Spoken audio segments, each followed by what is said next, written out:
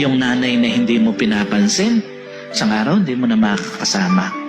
Yung nanay na naiinis ka dahil paalala ng paalala sa'yo, isang araw hindi mo na maririnig yung paalala sa'yo. Yung nanay mo na nangungulit sa'yo, isang araw hindi mo na maririnig yung pangungulit sa'yo. Kaya nga napakapalad ng mga anak na ngayon, may mga nanay pa nakasama. May mga nanay pa na bagamat hindi nila maintindihan, pero alam nila nandoon para sa kanila.